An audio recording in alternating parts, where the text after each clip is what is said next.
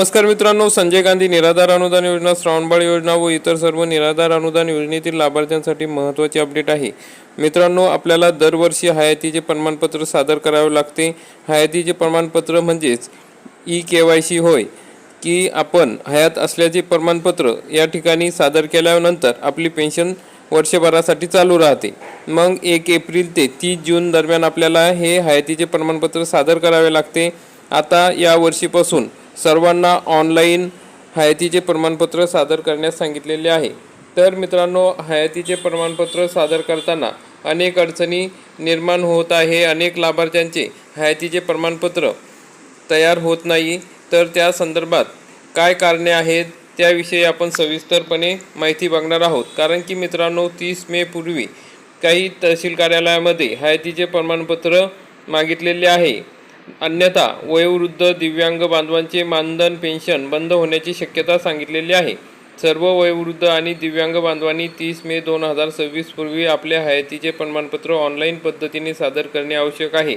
जर वेळेत हयातीचे प्रमाणपत्र भरले नाही तर पुढील मासिक मानधन पगार थांबू शकते। त्यामुळे सर्व लाभार्थ्यांनी लवकरात लवकर प्रक्रिया करून घ्यावी।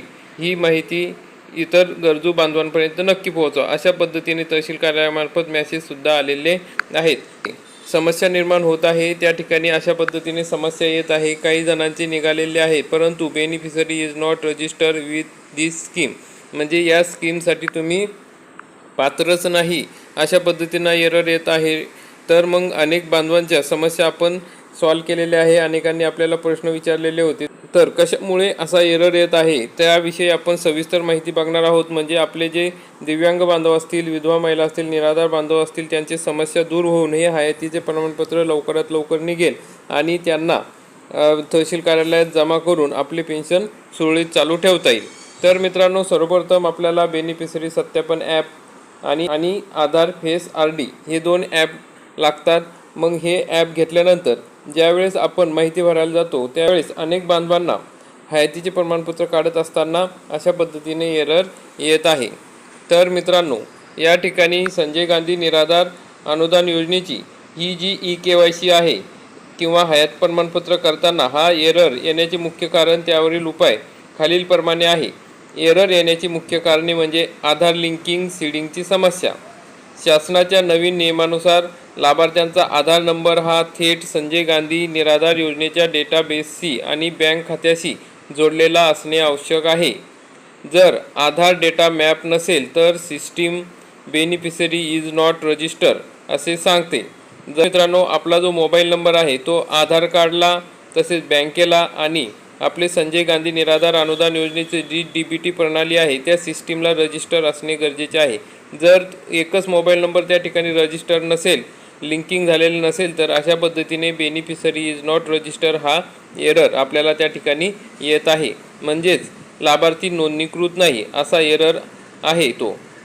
डेटाबेसमध्ये नावात किंवा माहितीमध्ये तफावत, म्हणजे डेटाबेसमध्ये आपलं नाव वेगळं आहे, लाभार्थ्याचं नाव, जन्मतारीख किंवा लिंग हे आधार कार्डवर जसे आहे तसेच सरकारी योजनेच्या फॉर्मवर मॅच झाले पाहिजे। जर यामध्ये थोडाही बदल असेल तर सिस्टीम लाभार्थी ओळखू शकत नाही।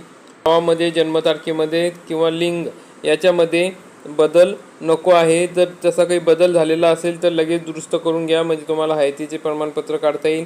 आणि तिसरं कारण म्हणजे पोर्टल किंवा सर्व्हरची तांत्रिक अडचण।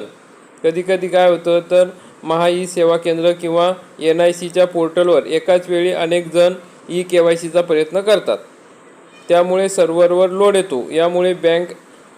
यामुळे बॅक एंडवरून डेटा लोड होत नाही आणि सिस्टम लाभार्थी उपलब्ध नसल्याचे दाखवते। अपात्रता किंवा तात्पुरते नाव कट होणे, म्हणजे फॉर्म ब्लॉक किंवा होल्ड, असं काहीशा वेळेस शासकीय पुनरावलोकन किंवा रिव्हेरिफिकेशन, उत्पन्नाचा दाखला न देणे इतर कारणामुळे लाभार्थ्यांचे नाव तात्पुरते होल्ड किंवा डिॲक्टिव्ह केले जाते। म्हणजे काय होतं की आपल्याला उत्पन्नाचा दाखला आपला दिला नसेल तर त्या ठिकाणी एरर येतो, किंवा इतर काही आपण एखादं प्रमाणपत्र किंवा दिले नसेल तर त्या ठिकाणी आपलं ब्लॉक केलेले असते, होल्ड केलेले असते। त्यानंतर आता काय करावे तर 1-2 दिवस वाट पाहून पुन्हा प्रयत्न करावे। ही तांत्रिक अडचण असेल तर सकाळी लवकर किंवा रात्रीच्या वेळी जेव्हा सर्व्हरवर लोड कमी असतो तेव्हा ई KYC करून पहा. बेनिफिशरी स्टेटस चेक करा. आपल्या जवळच्या आपले सरकार सेवा केंद्र किंवा महा ई सेवा केंद्रात जाऊन लाभार्थ्यांचा अचूक बेनिफिशरी ॲप्लिकेशन ID, लाभार्थी क्रमांक टाकून आधी त्याचा स्टेटस ॲक्टिवेट आहे की इनॲक्टिवेट आहे हे तपासून घ्या. तहसील कार्यालयात संपर्क साधा. सर्वात महत्त्वाचा उपाय म्हणजे जर आधी नियमित हप्ते येत होते आणि अचानक हा एरर येत असेल तर लाभार्थ्याला तहसील कार्यालयातील संजय गांधी निराधार योजना विभागात जावे लागेल. त्यासाठी कागदपत्रे घेऊन जायचे आहे. आधार कार्ड, बँक पासबुक ज्यामध्ये आधीचे हप्ते जमा झाले आहेत, योजनेचे जुने ओळखपत्र किंवा मंजूर पत्र असल्यास सोबत घेऊन जायचं आहे. तहसील कार्यालयातील क्लर्क यांच्या लॉग इनमधून लाभार्थ्यांचा आधार नंबर पुन्हा एकदा सिस्टीममध्ये अपडेट करायचा आहे आणि तिथून पुन्हा डेटा अपडेट झाल्यानंतर तुमची KYC सहज पूर्ण होईल. म्हणजे तुम्हाला त्या ठिकाणी आधार व्हेरिफिकेशन करणे खूप गरजेचं आहे. आधार व्हेरिफिकेशन तहसील कार्यालयामार्फत झालेले असेल तरच तुम्हाला त्या ठिकाणी हयातीचा दाखला निघू शकतो. त्यासाठी आपले आधार व्हेरिफिकेशन होणेसुद्धा गरजेचे आहे. आणि हयातीचा दाखला काढताना आपल्याला 2 पद्धतीने ऑप्शन असतात. त्यामध्ये राष्ट्रीय योजना आणि महाराष्ट्राच्या योजना. राष्ट्रीय जे नॅशनल योजना आहे त्यामध्ये इंदिरा गांधीच्या योजना येतात. महाराष्ट्रातील योजना म्हणजे संजय गांधी योजना आणि श्रावणबाळ योजना.